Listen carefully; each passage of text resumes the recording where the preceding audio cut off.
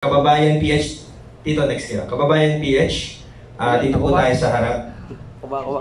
Kababayan. Ayan. Dito. Ayan po, magandang gabi po sa atin lahat. And dito po sa ating dalawang resource person, kay Attorney Trixie Cross and kay Sir Agent Jonathan Morales. So yung question ko po is direct po kay Sir Jonathan Morales. Kasi nabanggit niyo po, Sir Jonathan Morales, sa pagdinig sa Senado patungkol sa PDLX noong nakaraan, na pinuntahan ka sa bahay, inupiran ka po ng isang nagngangalang Picoy na papanalunin ka sa loto, kapalit ang pag-atras niyo po sa PDLX. Pwede niyo po ba ito, Sir, maklarify?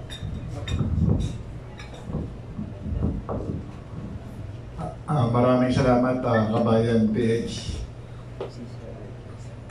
Noong pong pagkatapos ng April 30 ng Senate hearing, May 1, ako ay pinuntahan ng dati kong kasamahan sa PIDEA na si Director Romy Enriquez.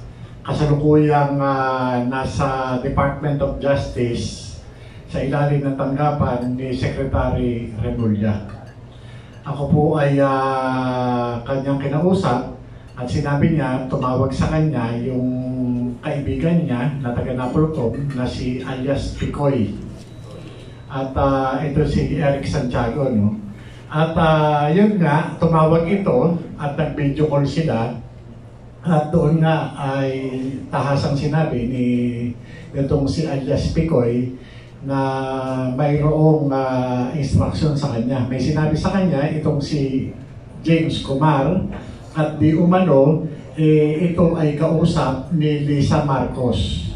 Wala daw umanong akong gagawin, kundi sumunod sa kanilang ipag-uutos at manahimik. At yung sa kanilang pag-uusap at sa kanilang nasabi rin sa akin, matapos nun, yung narinig ko na ipapapatay yan. Alam mo naman na papatayin yan. So yun po, lahat po ng mga nabanggit doon na-captured po nung aming CCTV camera doon sa dining area ng aming bahay. Kaya ito po kaagad ay ikinonsulta ko doon sa aking abogado na si Attorney Badong. At yun nga, at sinabi nga niya na sabihin ko doon sa Senado. Ngayon, magmula May 1, nung ako ay pinuntahan ni Romy Enriquez, at hanggang May 6, nagkaroon ng constant communication. Patuloy akong pinapalo up kung ano yung aking desisyon sa ipinarating na mensahe ni Picoy galing di umano kay James Kumar. At yung kung mababalikan ninyo yung video na yun, sinabi namin din ni Picoy na yun nga, ang instruction ay galing kay Lisa Marcos. Sa pagitan ng May 1 hanggang May 6, bago yung May 7 na pangalawang hearing sa Senado, yun yung constant na negotiation. Hanggang sa sinabi na kahit ano ang gusto ko na hilingin. Katulad ng visa, yung US visa para sa aming pamilya, at yung pinakamatindi ay yung panalo sa loto. Yun po yun. Kaya nga talagang napaisip po ako Kaya itong sinasabi nga nitong si yung ating butihing presidential spokesperson nung panahon ni Marcos, na si Attorney Trixie, na mayroong nananalo palagi sa loto, nagiging milyonaryo. Muntik po, isa ako doon. Muntik po. Kaya nga ito pong itong administrasyon na ito, talagang walang patumangga, wala silang pakialam kung pera ng taong bayan yan o para sa kapakanan ng taong bayan yung ginagasta. Sapagkat ako na po mismo inalok ng panalo sa loto, umatras lang ako bilang resource person sa Senado. Yun po. May follow-up question? follow-up question, sir.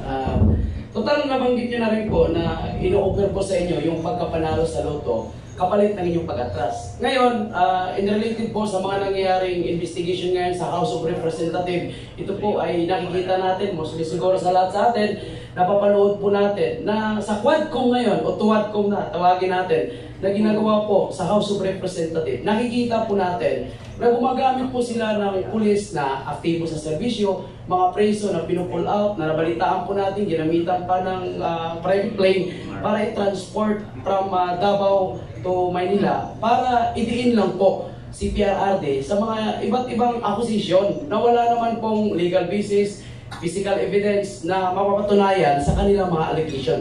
Hindi kaya imposible itong pagkapanalo sa loto na ino-offer sa'yo, ginagawa din nila ngayon sa mga taong ito? Hindi po malayo sapagkat ito yung pagkakataon na sino man na alukin ito talagang matutokso eh. Alam nyo, nung ako tumanggi dyan, at nung inabot ko itong pagpapakulong sa akin ni Jinggoy Estrada doon sa Senado, ako'y nasisipan ng bunso ko eh. Ako'y binuli ng aking mag-ina, kahit biro. Ayan, kasi kung tinanggap mo yung loto, hindi ka makukulong. Yun po yun. Magkano sa milyonaryo? Okay, nasagot mo ba?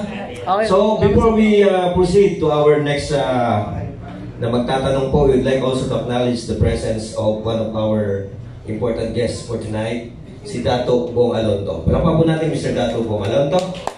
Thank you po, Mr. Dato. So, next question po natin, magagaling po yan kay Atty. Artisa. Attorney, medyo labit lang po ng konti. Yung wire natin, basic. Magandang gabi po. Yung pong sa akin, hindi tanong po, kundi comment ko. Comment. Dahil ako po ay 2 term po ako sa Congress, 14 saka 15 Congress. Saka ako sa city.